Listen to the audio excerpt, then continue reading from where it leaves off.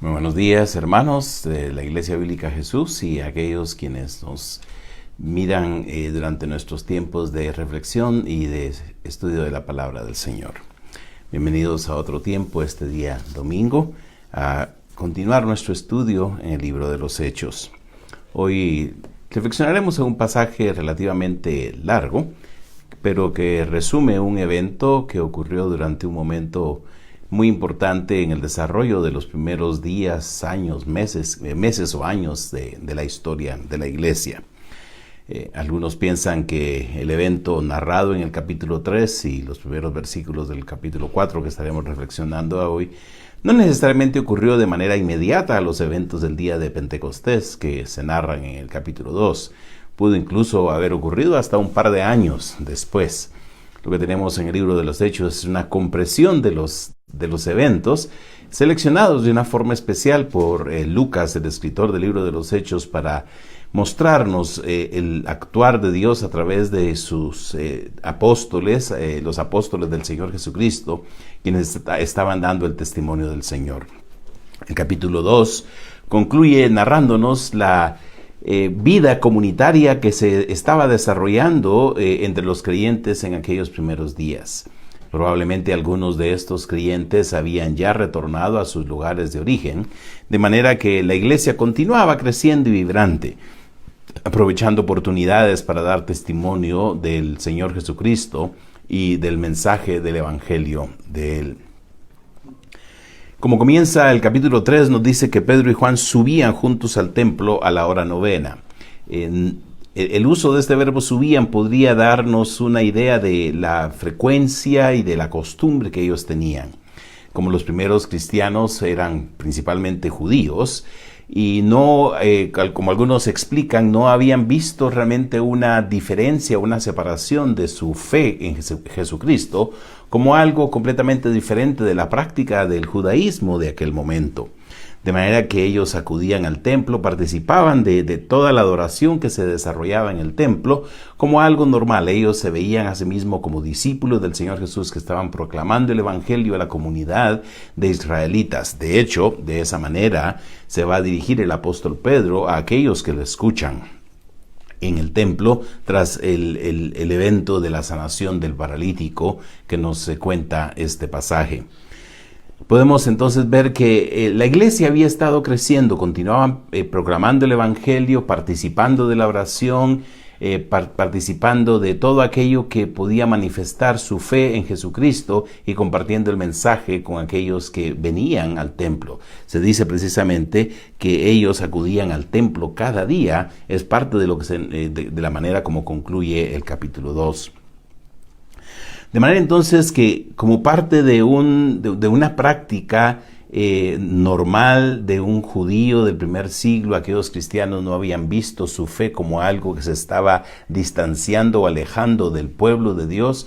Será las circunstancias que poco a poco van a ir dándole a ellos a conocer que el trabajo de lo que Dios está haciendo a través de ellos y lo que Él quiere hacer a través de ellos va mucho más allá que solo la ciudad de Jerusalén y hacia el resto del área de Palestina y hacia todo el mundo. De hecho, el Señor Jesucristo había dicho en el capítulo 1, versículo 8, o se nos dice en el capítulo 1, versículo 8, que el Señor Jesucristo dijo que habrían de ser testigos de Él en Jerusalén, en toda Judea, en Samaria y hasta lo último de la tierra. De manera que el libro de los Hechos precisamente nos muestra cómo va de una manera circularmente y concéntrica, desarrollándose desde adentro hacia afuera de estos círculos concéntricos, la proclamación del mensaje del Señor Jesucristo.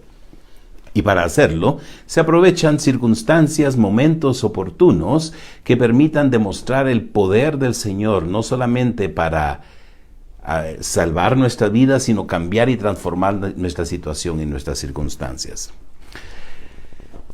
El evento que tenemos acá es la oportunidad que aprovechan aquellos apóstoles, Juan y Pedro en particular, para compartir el testimonio del Señor Jesucristo, del poder, y hacer ver realmente quién era Él, aquel que había sido rechazado, que había sido entregado para ser muerto, había sido, por otro lado, glorificado y engrandecido por Dios por medio de la resurrección. Y de hecho, eso es algo clave y crucial en la proclamación del Evangelio, hacer referencia a la resurrección del Señor Jesucristo, porque no hay mensaje del Evangelio que tenga impacto poderoso si no es el mensaje que resalta la obra de Dios por medio de la resurrección de Jesucristo. El apóstol Pablo, cuando resume el mensaje del Evangelio en los primeros versículos del capítulo 15 de la primera epístola a los Corintios, precisamente muestra que ese Evangelio contiene la referencia a su muerte, sepultura, resurrección y apariciones a aquellos primeros discípulos. Porque el mensaje del Evangelio es un mensaje que no tendría poder transformador si no estuviera basado en la obra de la manifestación poderosa de Dios en darle la vida de nuevo a aquel que había sido muerto al entregarse por nosotros al morir en la cruz del Calvario. Y eso es algo que va a insistir el apóstol Pedro a la hora que presenta el mensaje a la comunidad que se encuentra en Jerusalén y presencia el de la sanación a la que hace referencia esta porción. Leamos los primeros 10 versículos del capítulo 3 del libro de los Hechos. Pedro y Juan subían juntos al templo a la hora novena, la de la oración. Y era traído un hombre cojo de nacimiento, a quien ponían cada día a la puerta del templo, que se llama La Hermosa, para que pidiese limosna de los del templo. Cuando vio a Pedro y a Juan que iban a entrar al templo, les rogaba que le diesen limosna. Pedro, con Juan fijando en él los ojos, le dijo: míranos. Entonces él les estuvo atento, esperando recibir de ellos algo. Mas Pedro le dijo: no tengo plata ni oro, pero lo que tengo te doy. En el nombre de Jesucristo de Nazaret, levántate y anda. Y tomándole por la mano derecha, le levantó, y al momento se le afirmaron los pies y tobillos. Y saltando se puso en pie y anduvo, y entró con ellos en el templo, andando y saltando y alabando. Y todo el pueblo le vio andar y alabar a Dios, y le reconocían que era el que se sentaba a pedir limosna a la puerta del templo, La Hermosa, y se llenaron de asombro y espanto por lo que le había sucedido. En este trozo se nos muestra uno de los muchos milagros de lo que se ha narrado previamente que hacían los apóstoles. En el capítulo 2, versículo 43, dice que muchas maravillas y señales eran hechas por los apóstoles.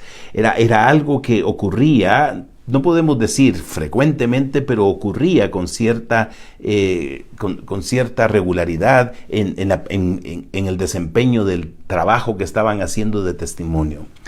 Se dice precisamente en la carta a los Hebreos capítulo 2 que estos milagros, estas manifestaciones, estas señales que se hicieron por parte de los apóstoles, fue la forma como el Espíritu ratificó el testimonio que se daba por parte de los apóstoles. Hablando de la importancia de atender el mensaje del Evangelio, esa palabra, esa salvación tan grande que ha sido anunciada, que no hay que descuidarla. El escritor de la carta a los Hebreos dice que la cual, hablando de la salvación, habiendo sido anunciada primeramente por el Señor, nos fue confirmada por los que oyeron, testificando Dios juntamente con ellos, con señales y prodigios y diversos milagros y repartimientos del Espíritu Santo según su voluntad. Lo que podemos ver, de acuerdo a la explicación que el autor de la carta a los Hebreos nos dice, es que estos milagros son parte de la confirmación que Dios está haciendo de que el Señor Jesucristo en realidad resucitó y que Él no solamente es poderoso para transformar nuestra situación externa, sino ante todo para cambiar algo que es imposible para un hombre cambiar, nuestra condición espiritual. El Señor Jesucristo mismo, en una oportunidad, cuando un hombre viene a Él y el Señor Jesucristo le dice que tus pecados te son perdonados, aquellos líderes judíos que estaban a su alrededor se preguntan cómo es posible que pueda decirle que sus pecados son perdonados si solo Dios puede perdonar los pecados. Y el Señor Jesucristo les dice, pues para que sepáis que el Hijo del Hombre tiene poder para perdonar los pecados, habló aquel hombre y lo sanó. De manera entonces que los milagros externos son una forma de confirmar el poder de Dios que va mucho más allá de cambiar las circunstancias externas de nuestra vida a cambiar y transformar nuestra condición espiritual. Porque humanamente podríamos decir, es mucho más asequible, mucho más probable que pueda cambiarse y transformarse las condiciones físicas. De hecho, en el mundo en que vivimos, el avance de la ciencia ha permitido que algunas enfermedades puedan ser superadas, revertidas, o algunos problemas físicos puedan ser cambiados y transformados y ayudar a la gente en el proceso, incluso hasta con reemplazo de huesos, con reemplazo de caderas, con reemplazo de rodillas. El hombre en el avance de la ciencia puede resolver o solucionar algunas situaciones de la crisis externa física que nosotros vivimos. Pero ningún avance de la ciencia, ningún avance tecnológico, ningún logro humano puede hacer un cambio interno en el espíritu del hombre, puede cambiar y transformar nuestra condición espiritual, puede hacer que de estar muertos espiritualmente pasemos a la vida. Eso únicamente lo puede hacer el Señor Jesucristo. Y aquel milagro que hacen los apóstoles cuando sanan a aquel hombre, cuando sanan a aquel hombre que estaba pidiendo una limosna, va a servir como base para que ellos compartan el poder de la resurrección del Señor Jesucristo. Un poder que transforma nuestras vidas y permite que nosotros tengamos esperanza de lo que Dios ha ofrecido y prometido a todos y cada uno de nosotros. Aquel hombre viene y ve a Pedro y Juan llegar en un momento donde había una multitud de gente que se acercaba al templo. En el templo, a la 9ª hora, que sería alrededor de las 3 de la tarde, era el segundo sacrificio que se realizaba, y durante este sacrificio había tiempos de adoración, de cantos y de oración. Así que una gran multitud venía al templo día a día, por lo menos 2 veces al tiempo de los sacrificios, en la mañana y en la tarde. Y aquel hombre lo llevaban para que la gente se compadeciera de él. Y de hecho, las muestras de gracia, de misericordia, las limosnas que se daban en el templo, se consideraban como que tenían un mayor valor. De suerte que era una manera de apelar al sentir de compasión de las personas, colocarlo en una de las puertas más asombrosas que probablemente había en el templo. Aquella puerta llamada la Hermosa seguramente era una puerta adornada con plata, con oro y con otras tantas cosas, como se describe en las narraciones de cómo era el templo en aquel momento. De hecho, el autor judío Josefo en sus escritos hace descripciones de la hermosura del templo, del embellecimiento, de la grandeza de las puertas, de su altura, incluso una que dice que era más alta que todas, con una altura de 75 pies. De suerte entonces que podemos ver y entender la situación que se está dando ahí. Alguien llega al templo a ser compadecido por los otros, vienen Juan y Pedro, los ve pasar aquel cojo y les ruega que le den una limosna. Sin embargo, aquellos, por su misma condición, seguramente que no estaban dedicados a una tarea de ganancia económica, no tenían el dinero suficiente para compartir. No es que no se compadezcan de la situación de aquel hombre, sino que más bien ven mucho más allá y ven que lo que ellos le pueden ofrecer es mucho más que una limosna que terminaría, que se acabaría, una limosna que le duraría apenas un día o menos de un día para suplir alguna necesidad urgente. Ellos van a proveerle algo que va a cambiar y transformar la totalidad de su vida y la totalidad de su existencia. Algo hecho en el nombre de Jesús de Nazaret, en el nombre de aquel que había sido exaltado por Dios, como narrará el apóstol Pedro, a una condición especial, porque Él es el siervo enviado por Dios, a quien Dios resucitó de entre los muertos y lo ha colocado una condición especial hoy estando a la diestra de Dios, porque el cielo lo ha recibido hasta que venga de nuevo y pueda ofrecer esos tiempos de refrigerio a los que hará referencia el apóstol Pedro. Así que, habiendo entrado al templo tras ser sanado, aquel hombre se encuentra lleno de gozo, rebosando, exultando realmente en una condición de alegría, porque él ha recibido algo mucho más allá de lo que podría haberse imaginado. En vez de recibir una limosna que se terminaría en cuestión de un día o menos, aquel hombre recibe la sanidad que nadie le había podido ofrecer. Pero esa sanidad no es únicamente una sanidad externa. Pedro hará referencia después de que por medio de la fe en Jesucristo es que aquel hombre ha sido sanado. Y de hecho, la sanidad externa es un reflejo del poder transformador interno que seguramente Dios había hecho en aquella persona. Continúa la narración diciéndonos que teniendo asidos a Pedro y a Juan, aquel hombre, el cojo que había sido sanado, todo el pueblo atónito concurrió a ellos al pórtico que se llama de Salomón. La gente se encuentra sorprendida, y no es que no hubiera habido milagros hechos por parte de los apóstoles. Claro que había habido muchos milagros, pero probablemente habían pasado de una forma que la gente no se había apercibido totalmente de lo que estaba ocurriendo. Así que cuando miran a aquel hombre y lo reconocen, porque se dan cuenta que era el cojo que día tras día venía al templo para recibir limosna, aquellas personas dice que corren a un pórtico, a un pasillo conocido como el pasillo o pórtico de Salomón, para ver qué va a ocurrir, qué es lo que realmente está pasando en aquel momento. Tenemos la manifestación por parte de los apóstoles del poder de Dios para dar a conocer la genuinidad del mensaje del Evangelio del Señor Jesucristo. Hoy en día necesitamos maneras de poder ver ese poder transformador de Dios. La manera como Dios cambia a personas, la manera como Dios otorga esa transformación interna de que podamos llegar a ser personas completamente distintas porque Dios nos ha cambiado y nos ha transformado. Personas que solo odian se convierten en personas que aman. Personas egoístas que se convierten en personas dadivosas que comparten con el necesitado. Personas amargadas que se convierten en personas llenas del gozo y del poder del Espíritu de Dios. Personas débiles que encuentran en Dios el poder y la fuerza para poder enfrentar las circunstancias difíciles de la vida.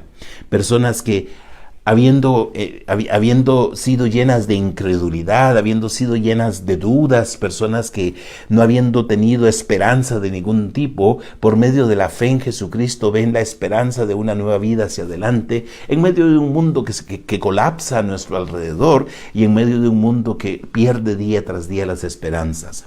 Un mundo que cada vez se hunde más y más en el pecado y en el rechazo de Dios y en la falta de una búsqueda y un conocimiento de Dios.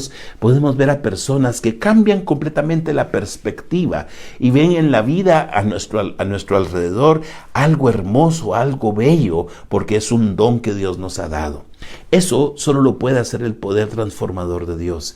Y si bien es cierto, hay personas que pueden apreciar la grandeza de la naturaleza a nuestro alrededor y ver eso bello, eso hermoso, eso delicado, no hay una forma más grande de verlo que poder examinarlo y contemplarlo desde la perspectiva de que es creación de Dios, que es manifestación del poder de Dios, pero también de su gracia y amor para con nosotros, que nos permite estar en un mundo lleno de tanta belleza y de tanta grandeza.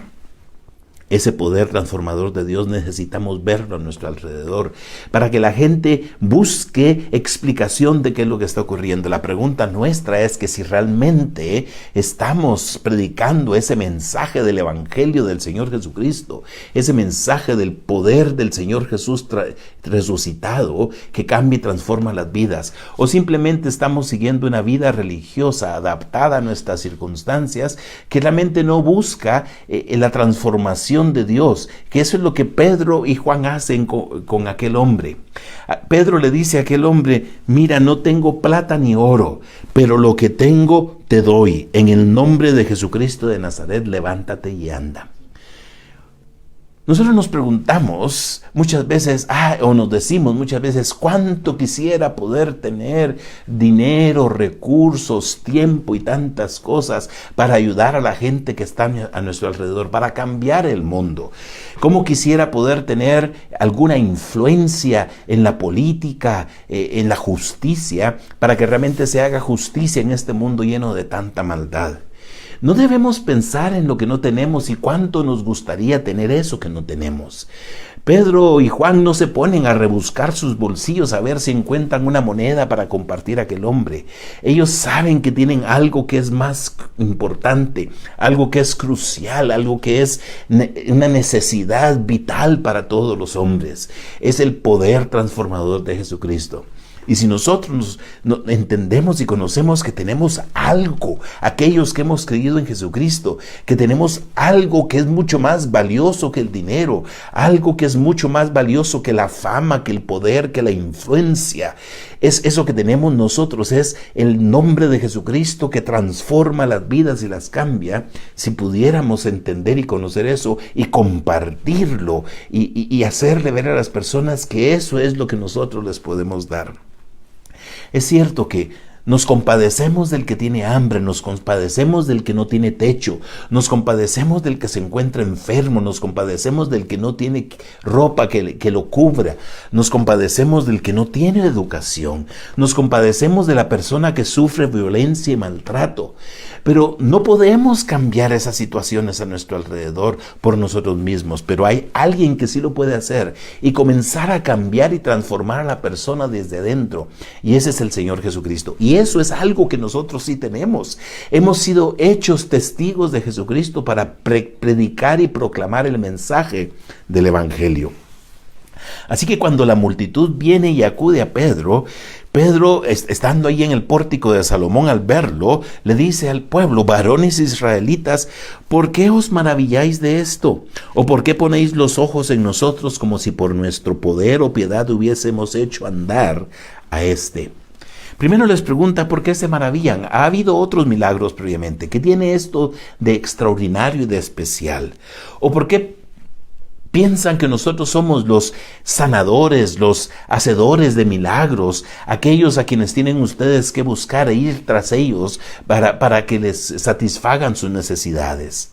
El apóstol Pedro le dice: no es porque nosotros tengamos un poder especial o tengamos una virtud especial, seamos hombres por encima de ustedes, santos por encima de ustedes, que realmente hayan alcanzado una condición o un estatus diferente delante de Dios. No es lo que nosotros somos, no es lo que nosotros hacemos o lo que nosotros podamos hacer, dice el apóstol Pedro. Realmente lo que cuenta es la persona a quien nosotros predicamos. Y eso es algo importante y crucial que hace Pedro. Eso es lo que él tenía, el mensaje del poder del Cristo resucitado y el mensaje del Evangelio y el poder transformador del nombre de Jesús. Eso es lo que le ofrece a aquel hombre que se encontraba pidiendo limosna a la puerta del templo, y eso es lo que le explica a la multitud que lo está escuchando. El Dios de Abraham, de Isaac y de Jacob, el Dios de nuestros padres, ha glorificado a su Hijo Jesús, a quien vosotros entregasteis y negasteis delante de Pilato cuando éste había resuelto ponerle en libertad, mas vosotros negasteis al santo y justo y pedisteis que se os diese un homicida.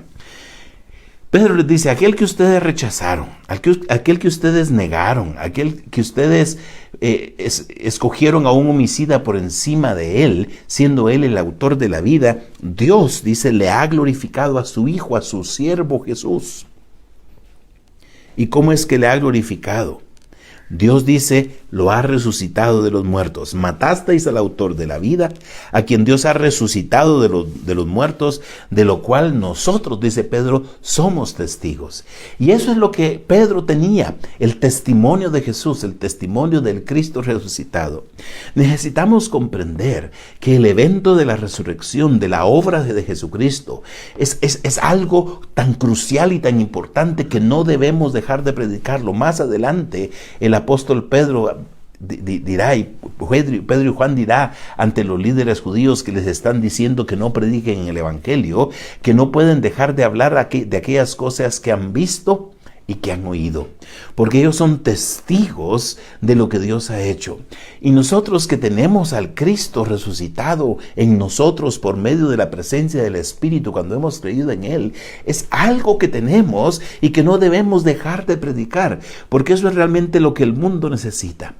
Muchos piensan que el mundo necesita justicia, que el mundo necesita educación, que el mundo necesita democracia, que el mundo necesita dinero, que el mundo necesita pan, alimento, que el mundo necesita orden y organización. Claro, esas son necesidades del día a día, son necesidades para suplir aquello que nosotros tenemos como urgencia en nuestro cuerpo. Pero hay algo que va mucho más allá de solo suplir esas necesidades efímeras, pasajeras, que están hoy y mañana ya no están, que las satisfacemos hoy y mañana tendremos que satisfacerlas de nuevo. Hay algo que nosotros podemos ofrecer al hombre, y es lo que Pedro ofreció a aquel hombre lisiado, aquel cojo, y a la multitud que lo escucha con un sentir de asombro con lo que está ocurriendo y seguramente a la expectativa de ver qué es lo que ellos habrían de lograr. El mensaje de la predicación del Evangelio del Cristo resucitado. Eso, dice Pedro, es algo que nosotros tenemos y somos testigos de ello. Y luego confirma Pedro en los siguientes versículos: y por la fe en su nombre, en el Cristo resucitado, a este que vosotros veis y conocéis, le ha confirmado su nombre, y la fe que es por él ha dado a este hombre completa sanidad en presencia de todos vosotros. Dios utilizó la condición física débil y de necesidad de aquel hombre para mostrar su poder. Y Dios quiere mostrar su poder en cada uno de nosotros al cambiar y transformar nuestras vidas, si nosotros creemos en Él, por la fe en su nombre, porque ese es el nombre que nosotros predicamos, porque no hay otro nombre en el que pueda haber salvación, dice el apóstol Pedro en el capítulo 4, versículo 12. Como veremos, tras este evento, aquellos apóstoles son llevados prisioneros por el liderazgo sacerdotal, y estando después en el Sanedrín siendo interrogados, es precisamente esta palabra la que Pedro dará. Dice: y en ningún otro hay salvación, porque no hay otro nombre bajo el cielo dado a los hombres en que podamos ser salvos. Y la salvación no solamente es algo espiritual, es algo que va a transformar nuestras vidas.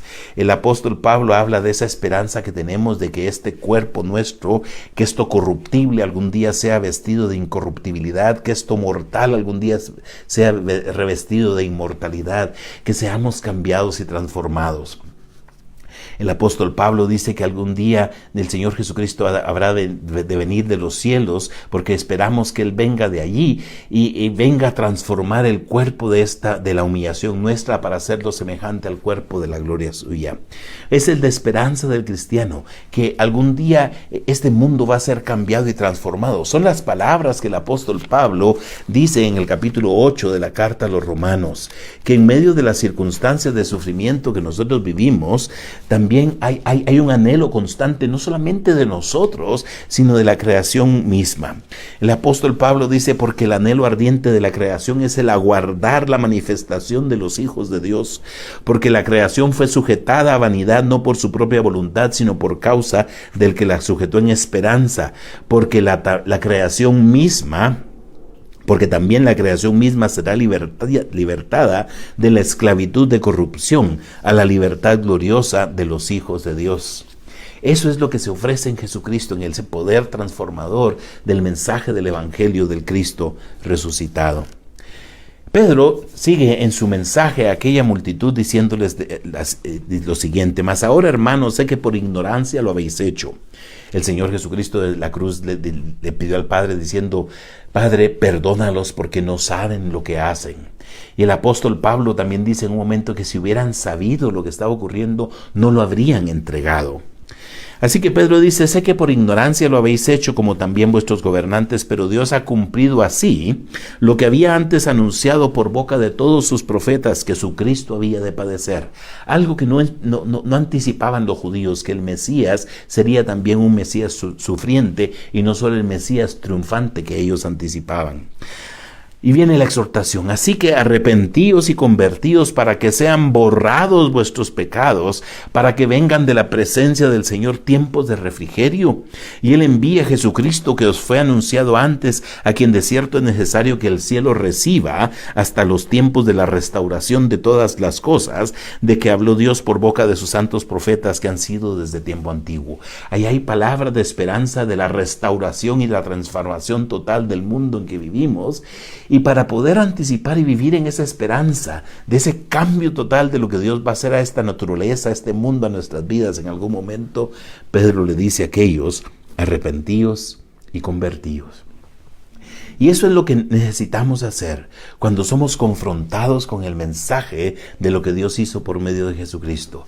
Y si bien es cierto, nosotros como hombres hemos rechazado a Dios, Dios nos amó y envió a su Hijo a morir por nosotros. Y no solamente murió, sino resucitó y nos ofrece no solamente el perdón de los pecados. Pedro habla aquí de que los pecados sean borrados. También habla de que del Señor vengan tiempos de refrigerio. Aquella nación judía del primer siglo, anhelando tanto esos tiempos de refrigerio por rechazar al Señor, no le vinieron tiempos de refrigerio, sino vinieron tiempos de juicio. Unos cuantos años después, la ciudad de Jerusalén habría de ser destruida, y ese templo donde se encontraban aquellas puertas tan hermosas y esos pórticos tan preciosos habría de ser arrasado por los romanos, porque no se arrepintieron como nación y no se convirtieron. Y nos hemos de preguntar: ¿por qué es que realmente nosotros estamos viviendo situaciones tan complicadas en el mundo en que estamos? ¿Será que no hemos respondido a ese llamado que hizo el apóstol Pedro también a las personas de su tiempo? Continúa diciendo así Pedro: porque Moisés dijo a los padres: el Señor vuestro Dios os levantará profeta de entre vuestros hermanos como a mí, a él oiréis en todas las cosas que os hable. Y toda alma que no oiga a aquel profeta será desarraigada del pueblo. Y todos los profetas desde Samuel en adelante, cuantos han hablado, también han anunciado estos días. Vosotros sois los hijos de los profetas y del pacto que Dios hizo con nuestros padres, diciendo a Abraham: en tu simiente serán benditas todas las familias de la tierra. A vosotros primeramente Dios, habiendo levantado a su Hijo, nuevamente Pedro hace alusión a la resurrección, lo envió para que os bendijese, a fin de que cada uno se convierta de su maldad. Esas son las palabras de exhortación del mensaje que Pedro da, no solamente a aquel hombre que estaba pidiendo limosna, sino a todos aquellos que quieren saber qué es lo que había ocurrido.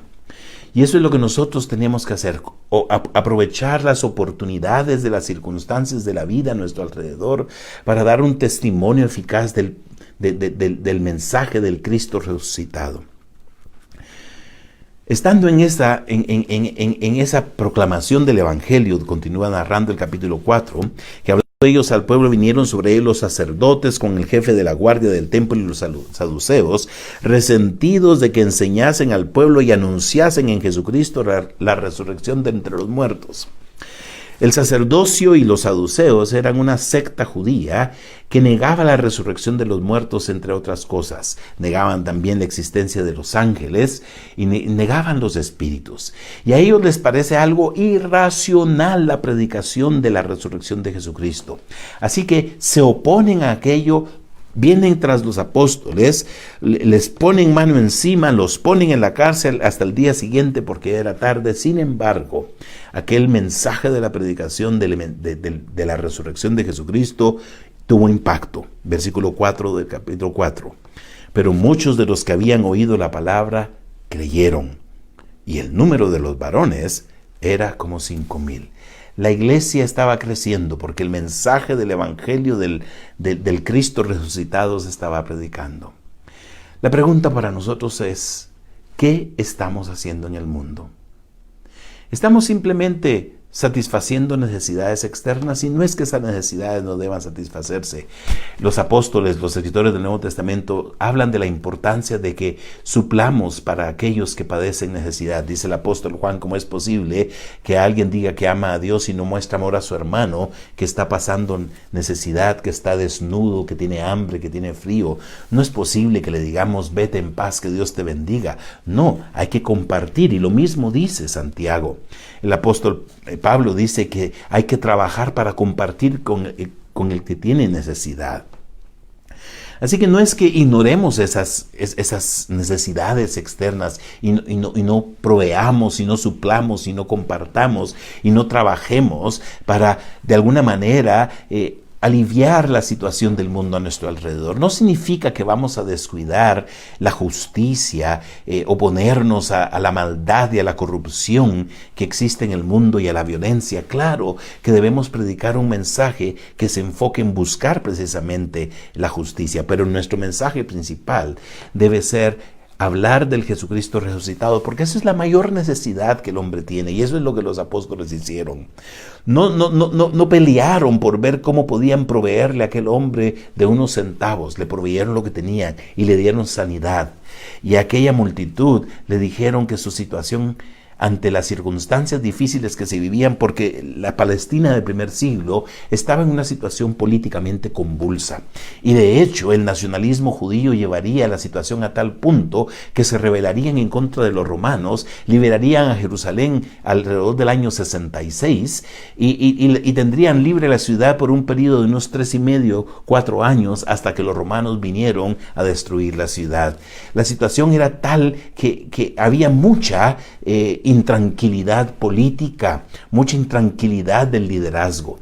Pero Pedro les dice, lo que puede satisfacer esa necesidad que ustedes tienen, lo que les puede traer tiempos de refrigerio, es que ustedes se arrepientan y se conviertan y acepten el mensaje del Cristo que murió en la cruz, pero también fue resucitado y les puede dar salvación, les puede borrar todos sus pecados y abrirles puertas de nuevas posibilidades por delante.